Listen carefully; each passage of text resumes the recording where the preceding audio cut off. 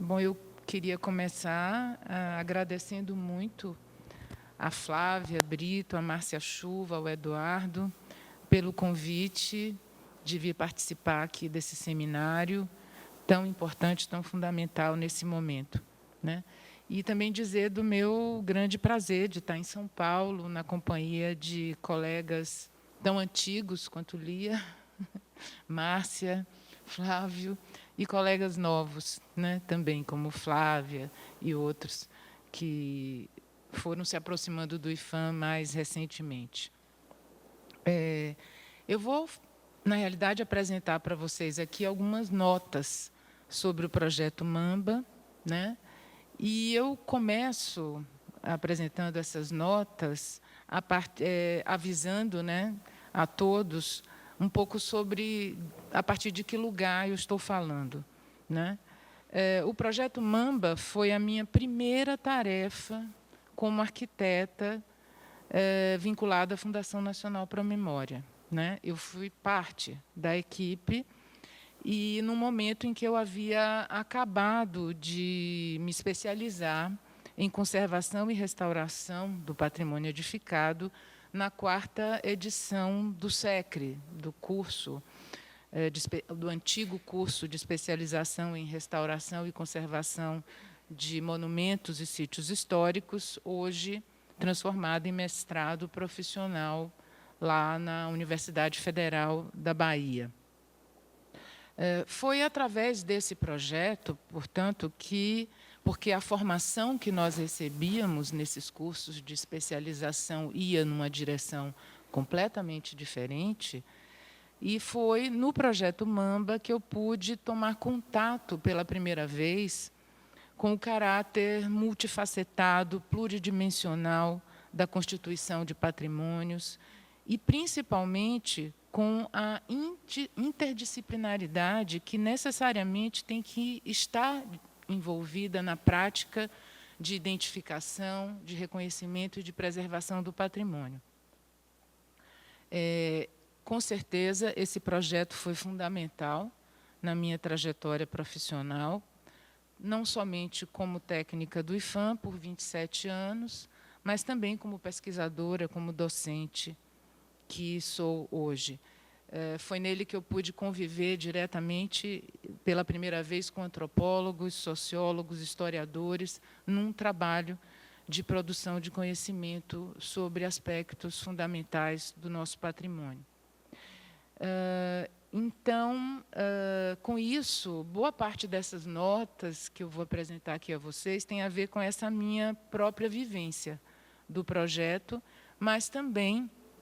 com conversas, né, que mantenho desde então com o seu coordenador, o antropólogo Ordep Serra,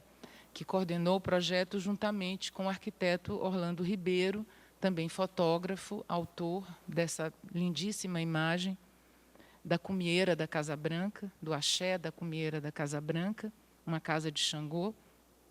que acabou sendo tombado como um dos resultados principais desse projeto, que se desenvolveu entre 1982 e 87. O final dele é um pouco incerto, como tudo, as coisas às vezes vão acabando lentamente, mas é por aí. Para começar a falar do Mamba e de como ele surge, com o que ele dialoga nos anos 80, eu acho que é fundamental falar um pouco sobre os movimentos sociais negros e a própria emergência do patrimônio afro-brasileiro nesse contexto do processo de redemocratização do país. Os estudiosos desses movimentos apontam que, a partir dos anos 20, quando surgem as primeiras lideranças de organizações sociais que congregam egressos da escravidão e seus descendentes, as reivindicações sempre estiveram muito em torno da reivindicação de direitos relativos ao exercício pleno da cidadania, à integração do negro na sociedade e no mercado de trabalho, que se mantiveram, desde então, como pautas constantes, essenciais desses movimentos, inclusive de modo muito relacionado também ao combate ao racismo. Mas, nas décadas de 70 e 80, contudo, essas demandas elas ganharam ampliação, extensão e, segundo esses estudiosos, até mais radicalidade, não somente inspiradas pelas lutas dos negros americanos por direitos civis nos Estados Unidos, mas também de um desenvolvimento de uma consciência e sensibilidade antropológica maior na academia e também de um processo paulatino de redefinição da cidadania sob a égide da defesa das diferenças, das minorias e de uma sociedade mais pluralista. Esse momento foi, então, muito marcado também pela criação do Movimento Negro Unificado, o MNU, e, portanto, também pelo processo de redemocratização do país após os 20 anos de ditadura militar. E foi nesse contexto que a ancestralidade africana começa a se tornar também uma referência fundamental. Mas, a despeito da permanência também, nesse segundo momento, dessa pauta antiga de demandas, cabe ressaltar o surgimento aí de uma reivindicação nova, bem aí nos anos 80, ou seja, a da reavaliação do papel do negro na história do Brasil. E é isso que vai trazer imediatamente um contato maior com o campo do patrimônio. A gente pode dizer que essa demanda começa a ser legalmente, institucionalmente atendida, né, com o surgimento não somente da própria noção de patrimônio afro-brasileiro, que foi deflagrada na criação do Memorial Zumbi dos Palmares, e também com o tombamento do terreiro da Casa Branca do Engenho Velho e do Quilombo dos Palmares na Serra da Barriga. Todos esses tombamentos do começo da década de 80. E todas elas iniciativas da Fundação Nacional Pro Memória, que, graças a Deus, a Lia já explicou, já colocou que me poupa aqui há algum tempo, né, realizadas em articulação com lideranças religiosas, movimentos sociais e culturais negros. A luta por esse reconhecimento do lugar e da contribuição do negro na história do Brasil, uma luta que ainda continua, né, que não ficou restrita ali aos anos 80, teve assim uma espécie de primeira vitória na década de 80 através dessas iniciativas, o que foi reforçado em seguida no próprio texto da Constituição Federal de 88 e os capítulos que nela remetem diretamente a isso, e também com a criação da Fundação Cultural Palmares, também em 1988. Mas por que o patrimônio surge aí nos anos 80 como um espaço de afirmação política, cultural e social para os afro-brasileiros? Num artigo publicado numa primeira revista do Patrimônio Histórico e Artístico Nacional, dedicada a justamente refletir sobre o papel do negro na formação cultural do país, é a revista número 25, de 97, o historiador Joel Rufino dos Santos registra um entendimento que, a meu ver, expressa muito bem a função do patrimônio na luta dos afro-brasileiros, que mais ou menos de afirmá-los como produtores de bens culturais fundamentados na tradição, mas capazes de se lançar no futuro, influenciar outras práticas e bens como fontes de civilização. Em suma, o patrimônio como uma categoria que favoreceu o reconhecimento do papel do negro e de seus descendentes na construção de uma cultura e de uma civilização brasileira. O campo do patrimônio surgiu, portanto, aí também, na década de 80, como um importante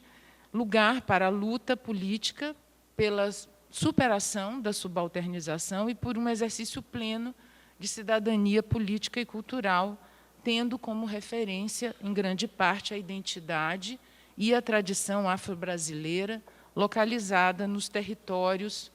de instituições religiosas e laicas. O patrimônio cultural que tardiamente surgiu assim, nos anos 80, como um campo fundamental para a afirmação do papel central dos afro-brasileiros na história e na formação cultural do país, né, surgiu também como instrumento de afirmação de uma identidade afro-brasileira de cunho étnico e cultural, com impactos positivos, ainda que limitados, nas lutas por espaço e representação na sociedade. Nessa vertente, como eu vou tentar mostrar daqui para frente, a Fundação Nacional Pro Memória e o Projeto Mamba, em particular, desempenharam um papel fundamental. O Projeto Mamba, que na realidade quer dizer mapeamento dos sítios, mapeamento dos monumentos e sítios religiosos negros da Bahia, pertence a um conjunto de ações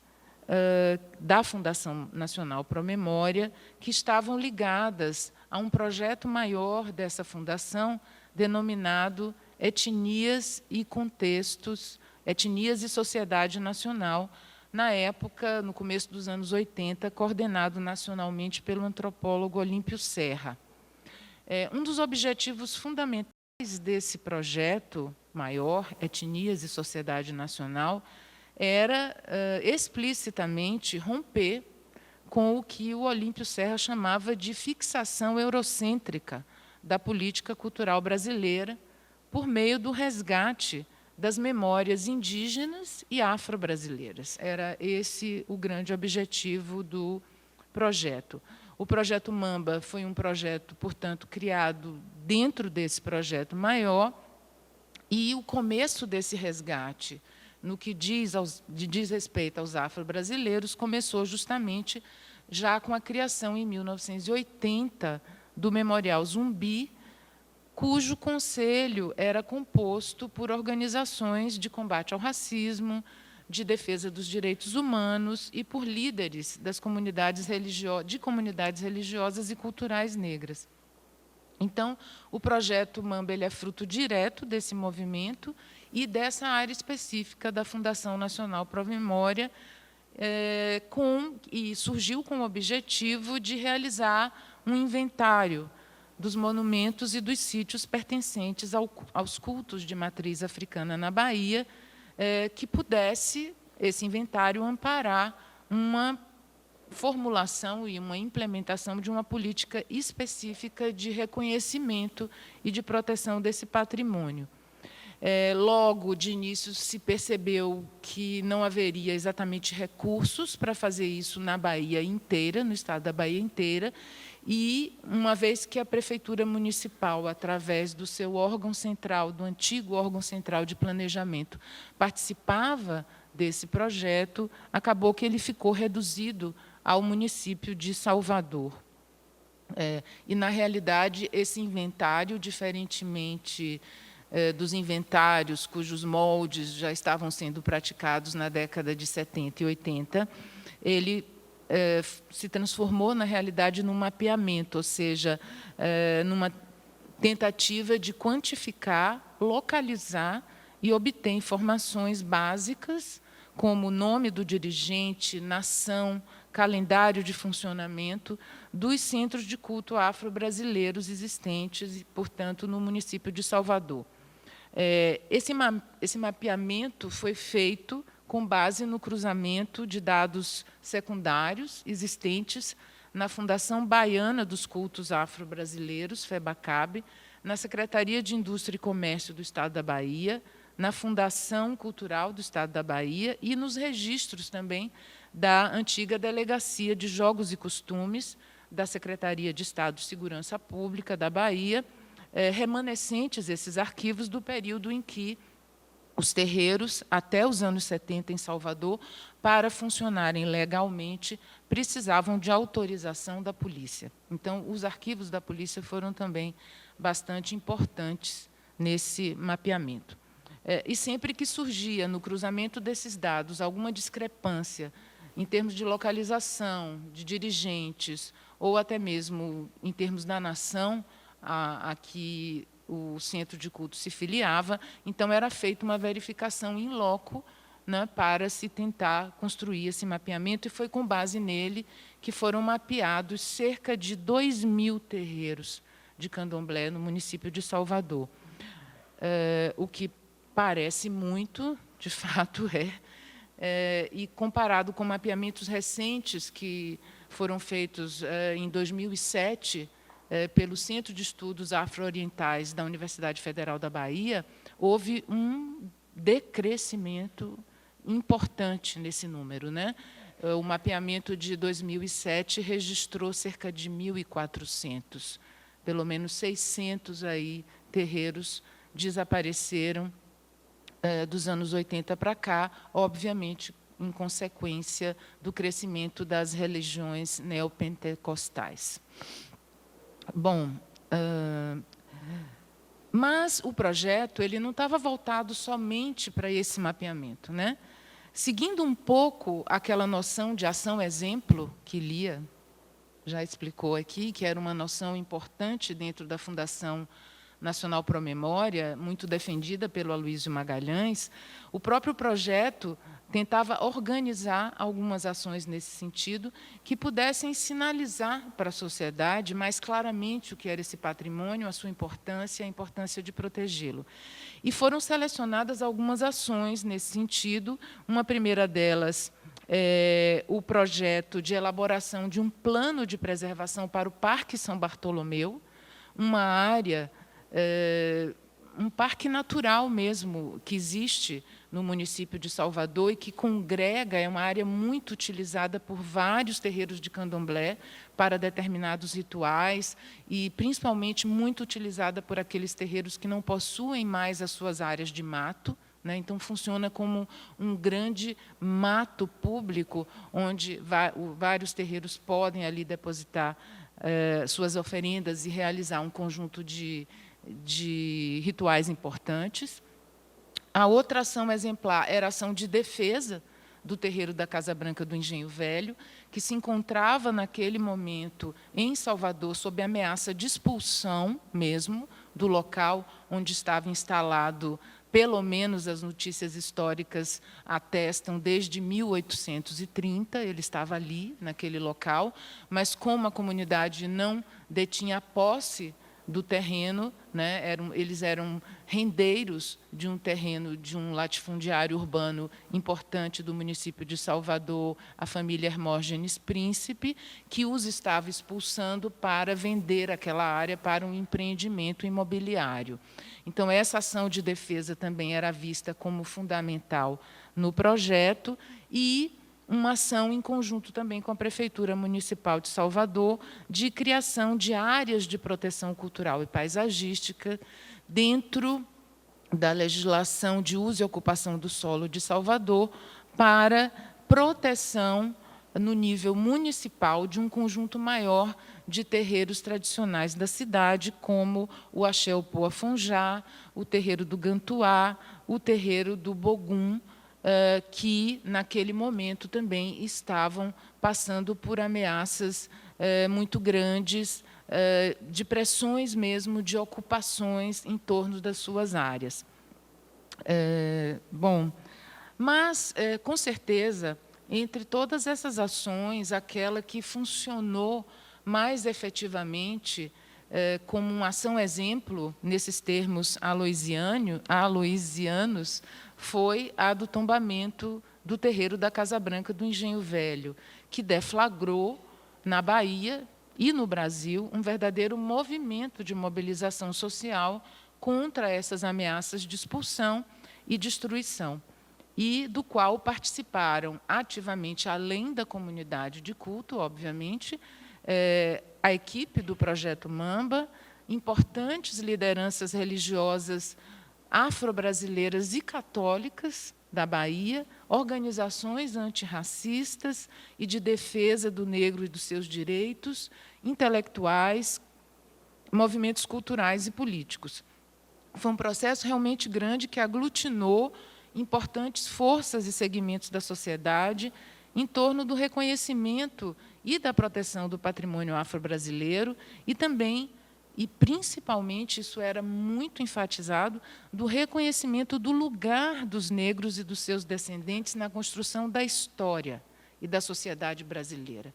A reivindicação por esse lugar na história era, assim, realmente fundamental em todo esse processo, e foi por isso que, na hora do tombamento do terreiro da Casa Branca, quando ele, afinal, aconteceu numa célebre reunião do Conselho Consultivo em 1984, que foi realizada em Salvador, no Salão Nobre da Santa Casa da Misericórdia, com a presença de todas as grandes lideranças religiosas negras da Bahia, a luta que estava ali instalada, naquele momento, era uma luta também pela inscrição do terreiro da Casa Branca no livro do tombo histórico, e não somente no livro do tombo arqueológico, etnográfico e paisagístico, como, num dado momento, foi sugerido pela área técnica do IPHAN. Acabou que o terreiro foi inscrito nos 2 livros, mas houve uma luta grande pelo reconhecimento da importância histórica do terreiro. Bom,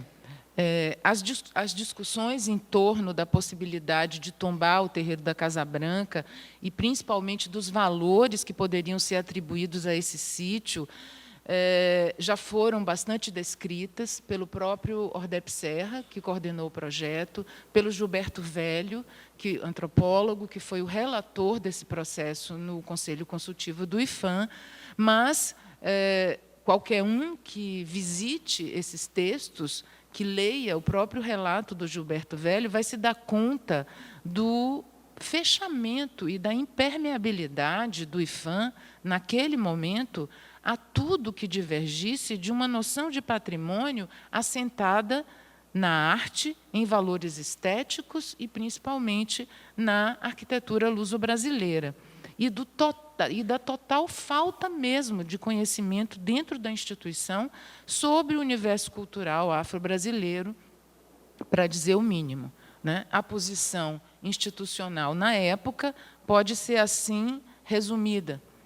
O tombamento é um instituto que não se adequa a esses sítios, porque neles sequer existiria uma arquitetura ou objetos de valor artístico, bem como nada que permitisse articulá-los à história do Brasil. Era bem contra isso que esse processo de tombamento estava assim, surgindo naquele momento. E aí eu vou até pedir aquela coisa de passar slide,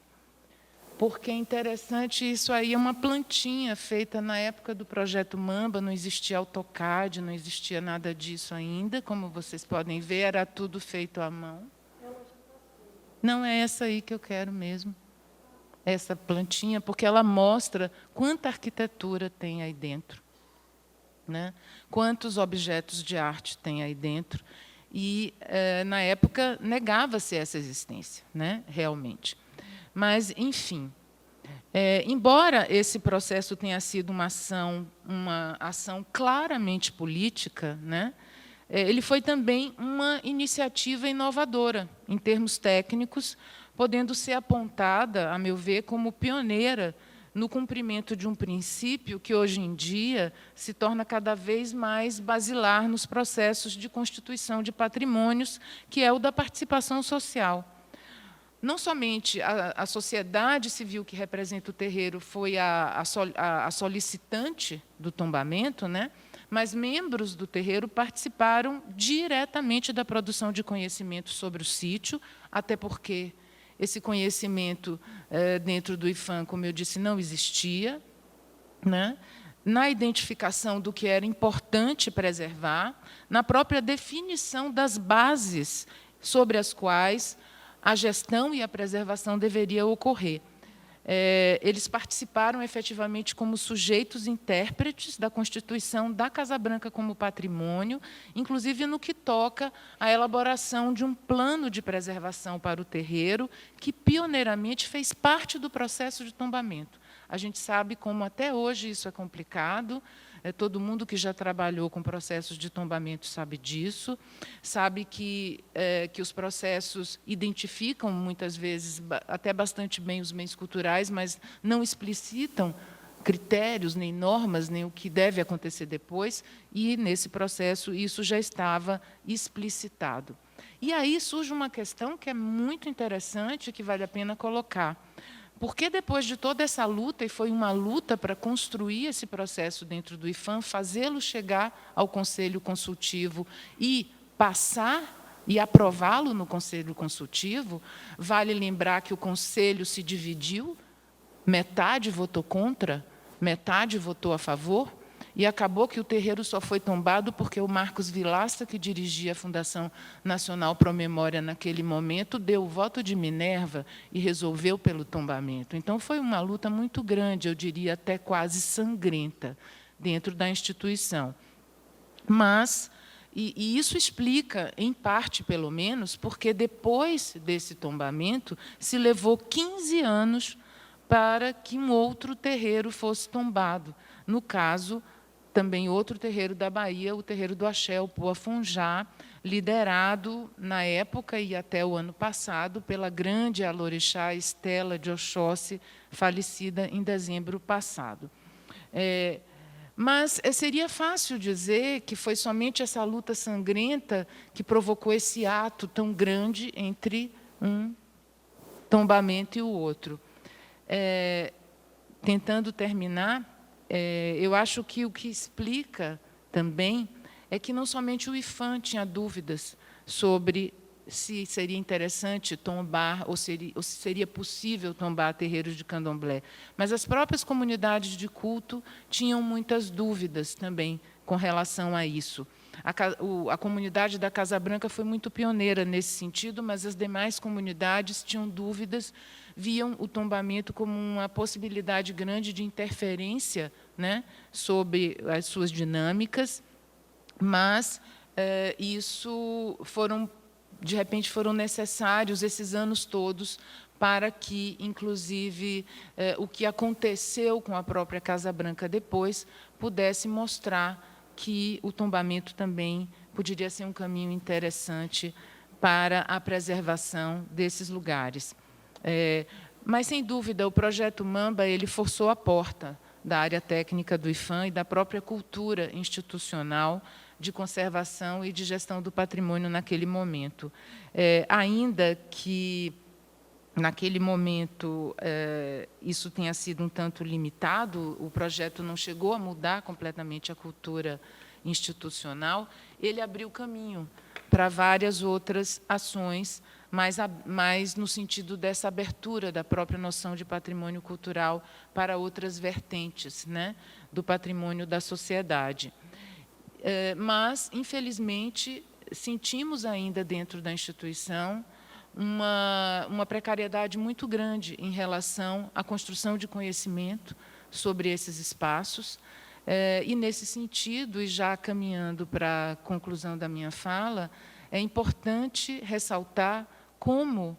o próprio mestrado profissional em preservação do patrimônio do IPHAN, o PEP, liderado brilhantemente por Lia Mota nos últimos 15 anos, pessoa que efetivamente construiu esse curso, tem colaborado nesse sentido, né? O pouco que se constrói de conhecimento sobre essas áreas dentro do próprio IPHAN tem vindo do PEP, né? Tem vindo de iniciativas como essa, ligadas à academia, e também de outros programas de pós-graduação, né? Inclusive, como forma de instruir as próprias instituições de preservação sobre como lidar com esses universos, né? Sobre como agir com relação a eles depois que os tombamentos são realizados, né? Na realidade, ajudar na construção de uma nova teoria mesmo de conservação desses espaços, que as teorias tradicionais da conservação do patrimônio construído efetivamente não dão conta, né? A esse respeito, eu ressaltaria um trabalho recentemente que vai ser objeto de publicação ainda este ano, pela editora da Universidade Federal da Bahia, o trabalho do Denis Alex Matos, que ganhou o prêmio de dissertação da ANPARC e que trata justamente disso, do significado da matéria no candomblé e de como o próprio candomblé preserva os seus aspectos materiais e edificados, e como isso precisa ser compreendido por nós, arquitetos e conservadores da área de patrimônio, que somos levados também a lidar com esse universo. Bom, com isso, eu vou aqui concluindo a minha fala, pedindo desculpa por ter ultrapassado um pouquinho o tempo, e fico à disposição de vocês para questões. Só mostrar um pouquinho imagens gerais do terreiro da Casa Branca na época do seu tombamento e como ele está hoje, bastante bem conservado, embora com muitas discussões em torno disso que precisam ser feitas.